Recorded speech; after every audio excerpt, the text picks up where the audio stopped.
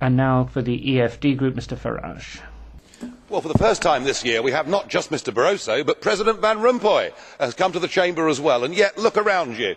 What have we got? 5% turnout amongst members? Well, they haven't missed much.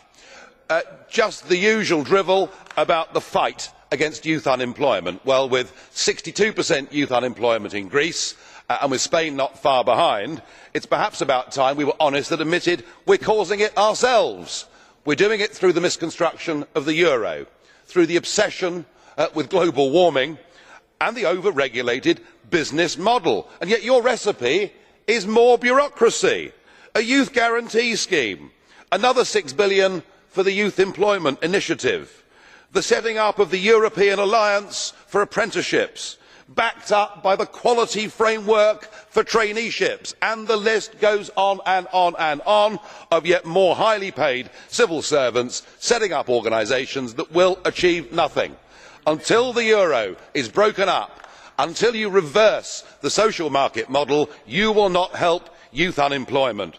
However, I must concede you have had one great victory. A couple of years ago, Mr. Barroso said that the European Union was an empire, and your empire has just expanded. Indeed, David Cameron appears to be the biggest cheerleader for the EU extending all the way to the Urals. No, you have got Croatia.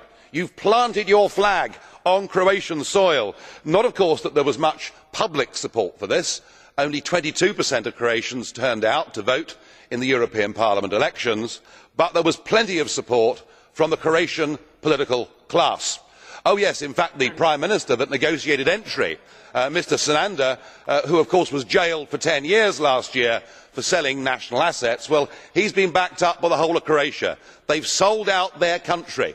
They have done it for personal gain. They have done it to be on a bigger stage. And a country that has fought for 800 years to be independent, after 20 years has given it away to these guys in front of us today. Well, you may, for the moment, be getting away with it, but it is not going to last very long. There is a gathering electoral storm. It is coming on the left, on the centre and on the right. You can hardly fail to notice what has happened in big countries like France, like Italy, what is happening in Finland, what is happening in the Netherlands, and indeed even what is happening in Britain. And I think the European elections next year present the opportunity for us to show you, Mr Barroso, that the European project is reversible, and it needs to be reversed for the betterment of the peoples of Europe.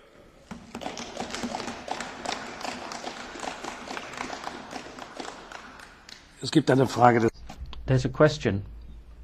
Mr. Daul has a question for you, Mr. Farage. On Croatia, Mr. Farage, they've had a referendum, and they've freely, by referendum, voted to accede to the European Union. We need to respect democracy and referendums. Don't you agree? Secondly, are you paid by European money or by UK money as an MEP? Sure, in the Isle of Man. Well, there was a referendum in theory. You'll notice that less than 50% of people turned out to vote. You'll notice that millions of euros from the European institutions were poured for many years into Croatia. You'll notice there was something called pre-accession aid, we could call it bribery if you like, that was poured into Croatia, and there was a prize. We offered a prize for the first Eurosceptic article to appear in a Croatian newspaper, and in the 3 years leading up to the referendum we did not have to give away any money. And that is the point. It is a one-sided political debate, and it is all about the power of Brussels and the greed and vanity of politicians in member states. And yes, I am paid by the European Parliament, because what I am doing, just as the Scottish National Party do, just as the Irish nationalists in the 19th century did, is we are using this money to expose the waste, the fraud, the extent to which our countries are now governed by these chambers. And the sooner I get the opportunity, sir, to be the turkey that votes for Christmas, I will do so.